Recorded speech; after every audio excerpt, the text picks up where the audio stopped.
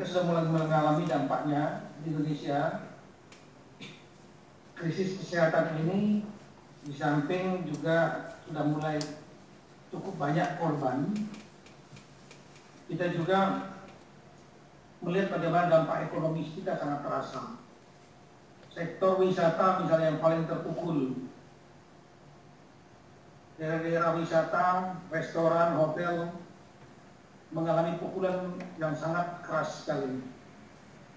Daerah-daerah seperti Bali, Badung yang PAD-nya banyak dari sektor wisata terpukul juga. Juga sektor-sektor yang lain saya kira banyak sekali, industri, manufaktur, termasuk usaha-usaha UMKM dan mikro yang jualan-jualan gorengan, pinggir jalan, tukang ojek, semua banyak terpengaruh. Sehingga kita melihat bahwa kemampuan negara dan daerah lebih kecil daripada pendapatan. Maka kita akan mendapatkan surplus.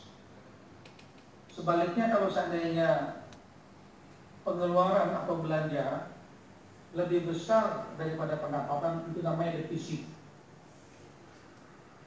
Kita mengarah kepada itu, kepada defisit. Sehingga pemerintah mengeluarkan Perpu. Kemudian APBN juga dikeluarkan Perpu.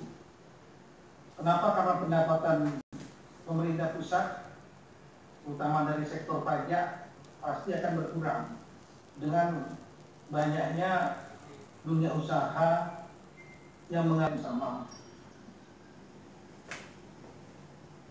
Berkurangnya pendapatan pemerintah pusat pasti akan berpengaruh kepada transfer daerah.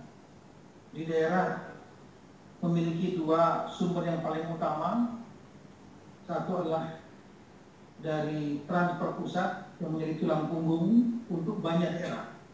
Kabupaten terutama, sumbangan PAD itu hanya lebih kurang rata-rata 15%. 85%-nya mengandalkan transfer pusat. Sementara di tingkat provinsi, pemerintah mengeluarkan sejumlah aturan untuk melakukan perubahan APBN dengan dikeluarkannya Perpu tentang perubahan APBN yang mengarah kepada rasionalisasi berkurang dan lain-lain, maka otomatis juga akan terjadi perubahan APBD. Presiden sudah mengeluarkan Instruksi Presiden nomor 4 tahun 2020. Kemudian Menteri Keuangan sudah mengeluarkan Peraturan Menteri Keuangan nomor 6 tahun 2020. Dan saya selaku Mendagri, pembina pemerintahan daerah, juga sudah mengeluarkan Peraturan Mendagri nomor 20 tahun 2020 yang memberikan kewenangan kepada kepala daerah untuk melakukan realokasi dan refokus anggaran.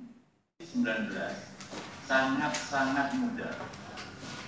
Mudah dalam pengertian Bapak Ibu segera menentukan pemenang atau pemesanan.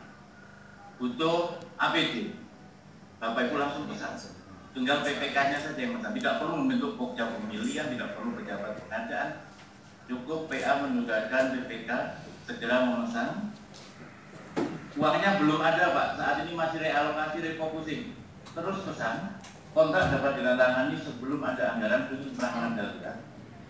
Utang boleh Pak, boleh sesuai dengan Perpu. Utang kalau dibayar tahun anggaran 2020 sangat memungkinkan karena realokasi dan refocusing digunakan untuk penanganan COVID.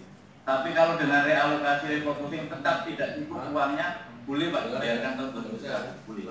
Jadi